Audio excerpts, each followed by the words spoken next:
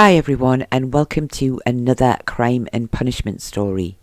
This week I am covering the story of George Ewart and the murder of Daniel Gray, which took place on Shields Road in Byker in 1896. But before we begin, can I just say, if you do enjoy this video, then please give it a thumbs up, and if you are new here or haven't already done so, then do please consider subscribing to the channel to help support the content we create. Thank you.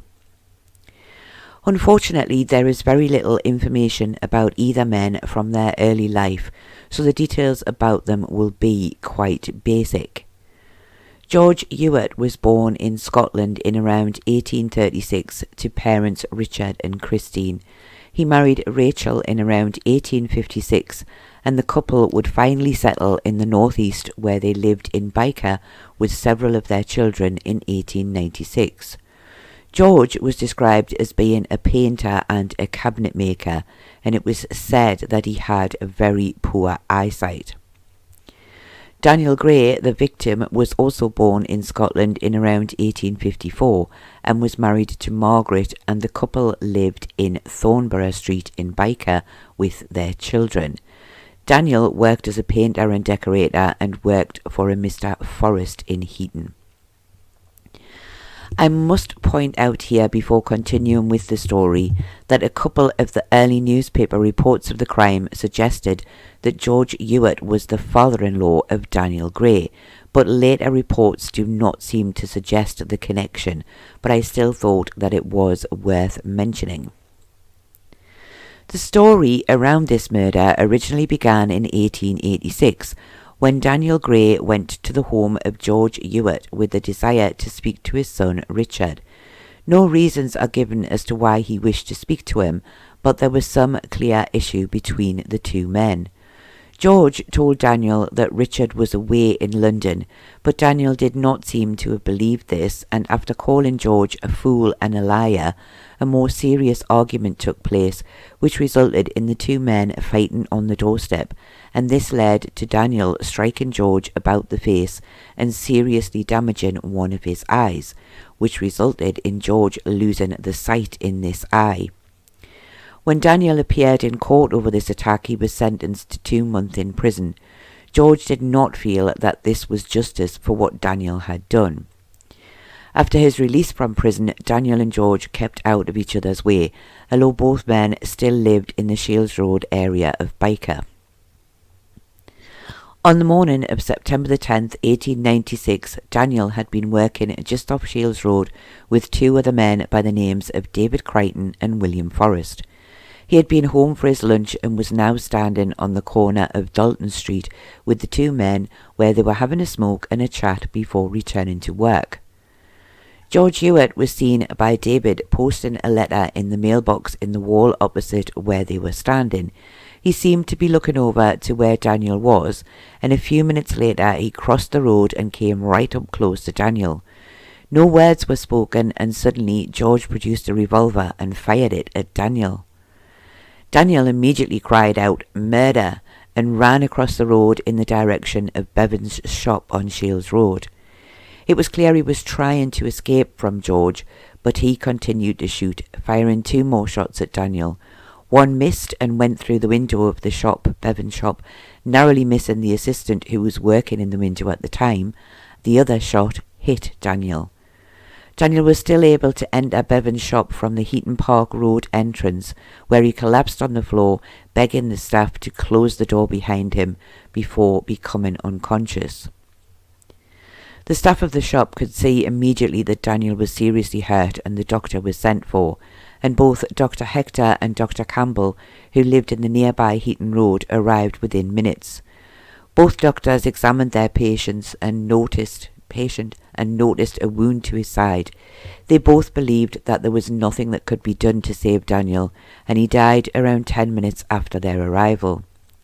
Daniel was then removed to the mortuary in Newcastle. While this was going on, George White, who had been drinking in the Butcher's Arms public house, had been told by someone who had ran inside the pub that a man was shot in Shields Road. He had ran outside to see what was going on and spotted a man standing in the street with a revolver in his hand. Without thinking, he went over to the man and told him to put down the weapon. When he did not do so, he went closer and began to try and remove the revolver from his hand. He was joined by at least 2 other men, and they were able to take the gun from him and overpower him completely.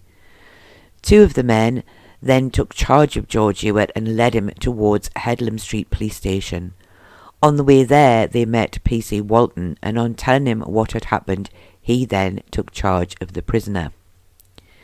At Headlam Street Police Station, George was charged with the unlawfully wounding of Daniel Gray, to which George replied, "Yes, he blinded me. I have been waiting a long time, but I finally got him." On later finding that Daniel had died, P.C. Walton then charged George with wilful murder. He at first made no reply, but then said, "Ha ha, he is dead, is he?" The inquest was held at the mortuary before Coroner Hoyle. George, it appears, was not present for the inquest. Margaret Gray said she had identified the body to be that of her husband Daniel. She said he was 42 years old. She believed he had left their home in Thornborough Street on the 10th of September at a little after 12:40 p.m. to go back to work. She said she had found out that he had been shot when a young boy had seen her as she was outside of her front door. He told her, "Your man has been shot." She said she was aware that a man was in custody for the shooting, and she believed this to be George Ewart. There had been a bad feeling between the men for the past 10 years since they had had a fight in 1886. She felt that George had held a grudge against Daniel for the damage to his eye, but she had never heard him threaten Daniel at any time. She made no mention of the suggestion that George Ewart was her father. Daniel Crichton said he was a painter and lived in Avondale Road in Byker. He said he had been standing with Daniel on the day of the crime when he spotted George Ewart on the other side of the road. He believed that Daniel had seen him, but said the men did not speak to each other. When he saw George heading in their direction, he said, "Dan, he is coming over." When George got very close, he quickly pulled his hand from his side. David said he did not say anything at first, but he heard the sound of a gunshot, and he heard Daniel cry out, "Murder." And as Daniel ran in the direction of Bevan's shop, he spotted the revolver in George's hand. He saw him aim and shoot twice more at Daniel, and as Daniel turned into Heaton Park Road, he saw nothing more. William Forrest gave very similar evidence to David Crichton, only adding that he felt George Ewart had had a very strange look on his face as he had been crossing the road towards them. Dr. Baumgartner, police surgeon, said he had been called to attend Bevan's shop by the police. He said that Daniel was already deceased when he arrived. On examining the body, he found a bullet wound to the side and a bruise to the opposite side of the body. He said he had performed the post-mortem and found the stomach to be filled with blood, and that the bullet had travelled from one side of the body to the other. He believed the cause of death to be blood loss caused by the gunshot wound. He had also examined the revolver and said that the bullets remaining in the gun matched the one he had removed from the body of Daniel Gray. William Kirk said he worked at Bevan's shop and had been busy working on a window display when the incident occurred. He said he had seen Daniel crossing the road and saw George fire the revolver towards him. The shot had hit and broken the window, and he had quickly moved away, and he was luckily unhurt. George White said he had seen George Ewart surrounded by people near Dalton Street, but that no one had attempted to disarm him. He had asked him to put down the gun, and when he had not, he had taken hold of both of his arms.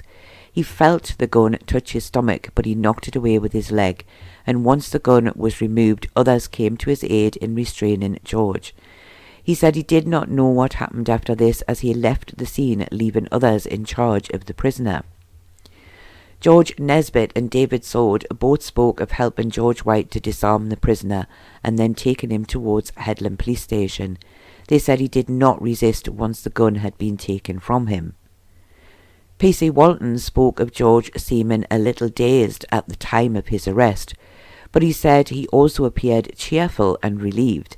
He said he had said, "They can hang me 100 times." He said after some time in the cells he seemed to calm a little and appeared to regret what he had done. Anne Grundy said she had been looking in the shop window on Shields Road when she heard a sound and realised a bullet had broken the window. She said she had turned and seen George Ewart pointing a revolver at Daniel Gray. She could not say if George had looked strange or not, as she did not previously know the man. Michael Ryan, a boilermaker, said he had been standing in Shields Road when he heard the sound of a gunshot. He had looked in the direction of Dalton Road and heard Daniel cry out, "Murder, I have been shot." He saw him run across the road. He then heard George mutter something, but he was unable to make out what it was. After this, he saw him fire twice more before those closer to him overpowered him and removed the revolver.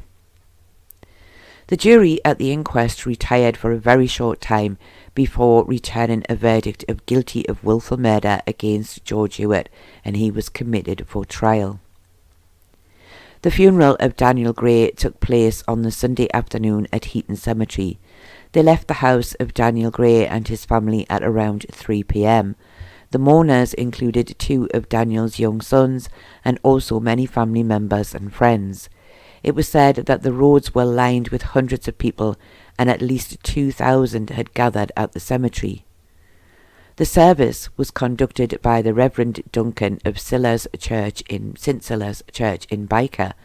It was said that the coffin bore many floral tributes.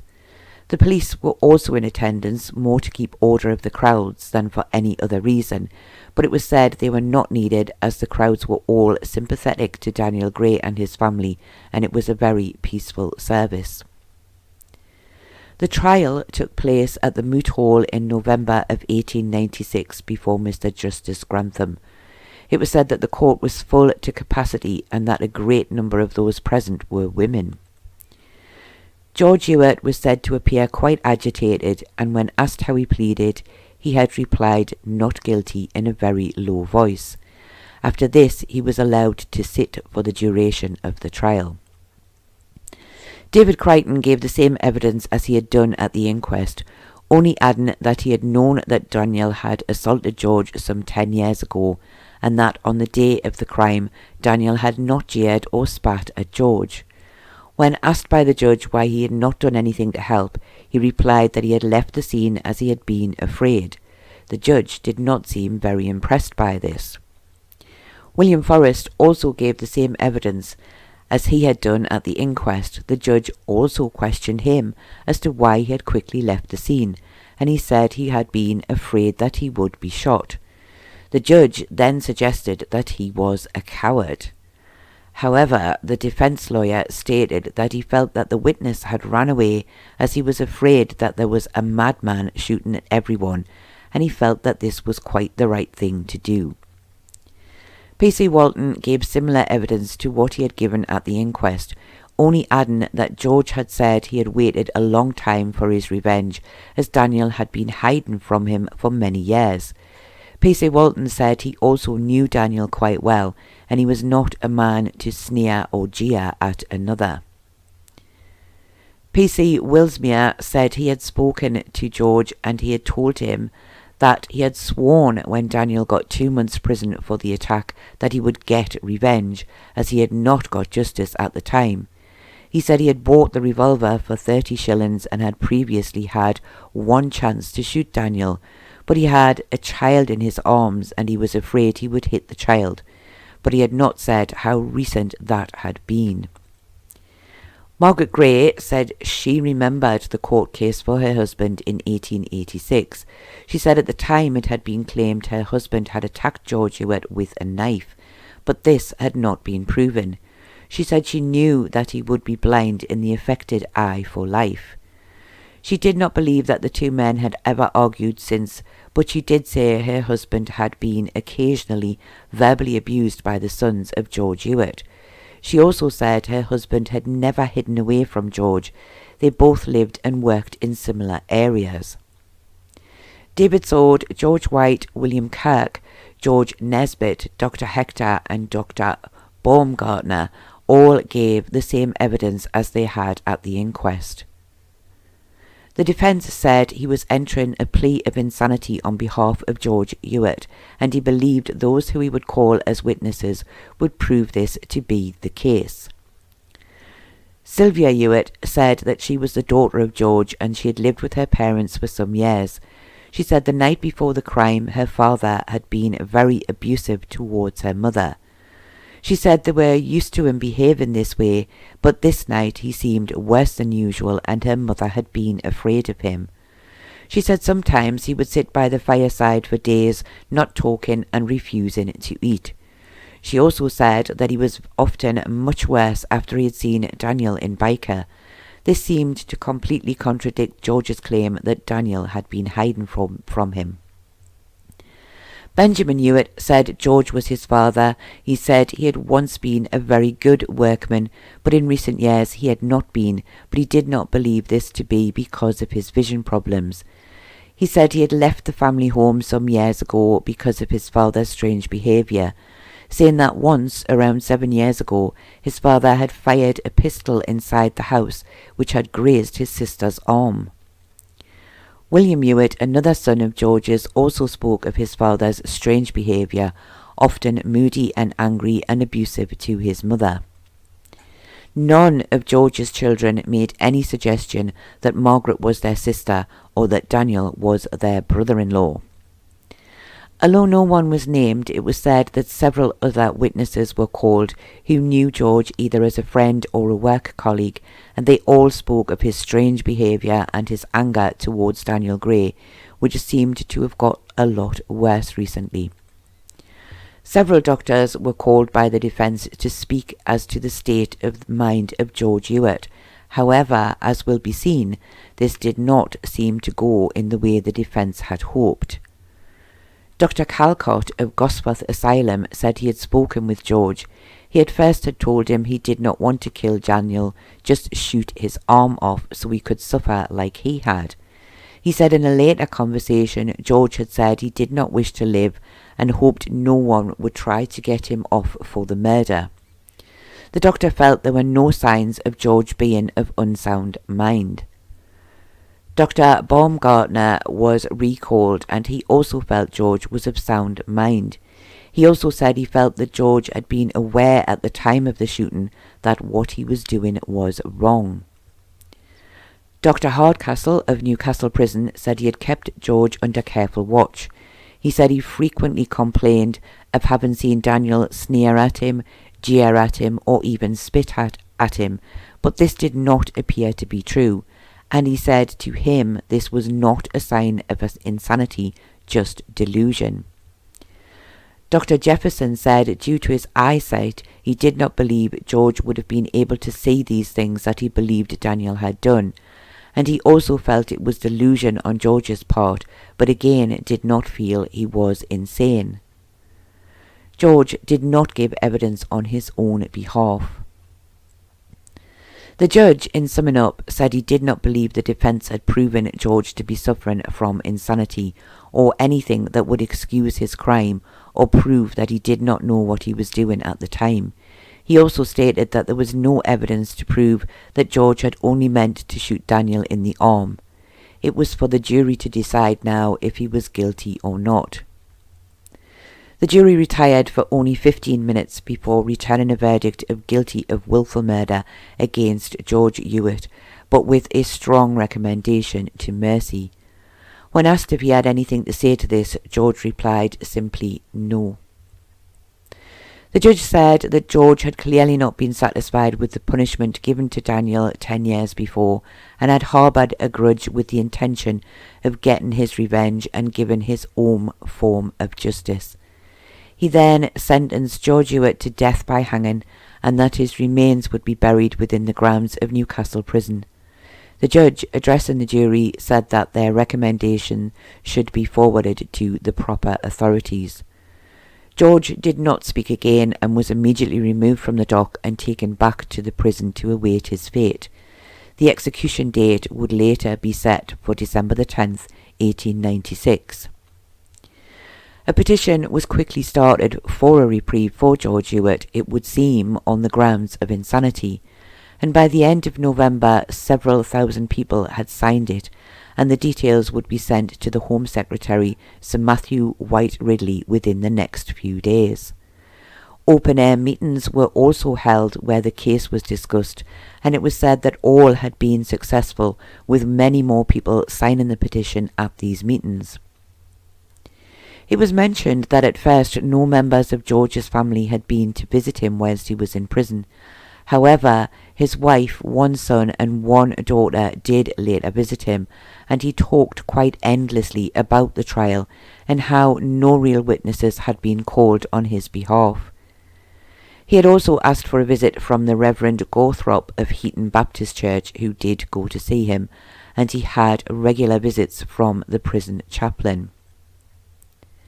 By November the 28th, the Home Secretary's office had made arrangements to send 2 medical experts to examine the state of mind of George Ewart, and it would be down to these men that George would finally be found criminally insane, and his sentence of death would be commuted to penal servitude for life. He would then be transferred to Broadmoor Criminal Lunatic Asylum to serve out his sentence. I did not find any further details for him after this, and I was also unable to find any details of Daniel's wife or children after the trial. This was a very strange story. It was quite clear that George did not feel that Daniel had been punished enough for his attack on him in 1886, but it seemed even more strange to me to wait 10 years to take his revenge. This is perhaps the only sign we truly have that George was suffering mentally in the more recent years before he shot Daniel. Perhaps something had triggered his anger off again, and he had finally decided that now was the time to take his revenge. I do not believe that Daniel was completely innocent either, though, as he had clearly previously attacked George and caused an injury that had affected him for life, but I don't believe that he deserved to die for what he had done. Perhaps we truly should believe that George only meant to injure him, as based on his poor eyesight, it is possible that he was only aiming for his arm as he claimed. But whatever you believe, Daniel still lost his life, and his children were left without a father and his wife without her husband. But what do you think? Was George really insane? Did he really only mean to shoot Daniel in the arm, and due to his poor eyesight he missed his target? And why do you think that he waited 10 years for his revenge, as he called it? Do let me know your thoughts on this story in the comments below. I do hope that you have found this sad and tragic story interesting, and I do thank you all very much for watching, and I do hope to see you all again very soon.